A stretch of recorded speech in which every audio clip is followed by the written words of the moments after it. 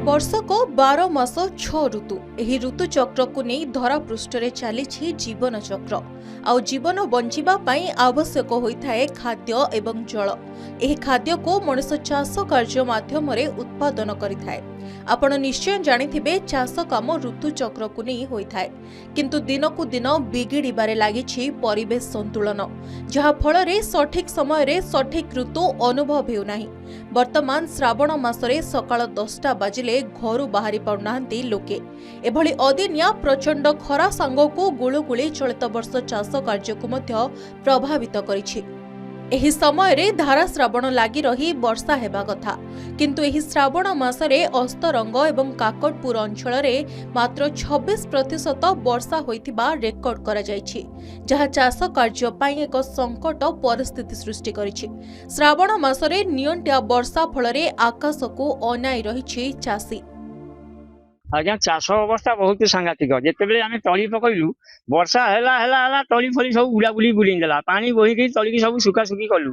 तापर तली जेमती टे उठी वर्षा पानी था कादुओ कलु, कादुओ करके धान रुआ गला आसिकी आले आ वर्षा ना पानी ना बिल बिल सब सुखिकी फाटीगले। आमती ओपरापड़ी करके तली पुला नहीं जाकि बुदाई रुचु मूलू टे माटी दौचु, बुदाई रुचु मूलू टे माटी दौचु। सागे धान भी खरा जोर है से झामुड़ी पड़ुची। चाष श्रावण मसरे कि बिल ये भेड़ा बुड़ी से बिल को पानी दिया कथा, से बिल पानी से बिल दिया कथा, किंतु अबिका आज्ञा बिल सब सुखिला चली गोड़े भी कादुओ लगे। वर्षा अभाव प्रथम वर्षा जी पानी है तली तो जहाँ कलु तली सब मरीगला। आम वर्षा सब सड़ीगला तली, पुणी सेकेंड थर पुणी तली पकईलु पानी अभाव जो पुणी पानी मोटर आनिक 1 किलोमीटर दूर घर से आनिक पानी बोहिक कर किरोसिन पड़ू, किरोसिन मिलूनी पेट्रोल चलिए कर। अस्तरंग एवं काकटपुर अंचल रे जून मास आरंभ रे लगाण वर्षा हेउथिला, जे समय रे चासी भाई माने धान तळी पकाइथिले। आ लगाण वर्षा धान तळी गुडी को नष्ट कर देथिला, जेउथि पई परवर्ती समय रे चासी भाई माने पुणी थरे तळी रोपण करथिले। एबे तळी बड़ होइथिबा बेले आकाशरू वर्षा उभान मुंड फटा खरा सांग को असह्य गुळुगुळी रे चाष जमी सबु फाटी आं कलाणी।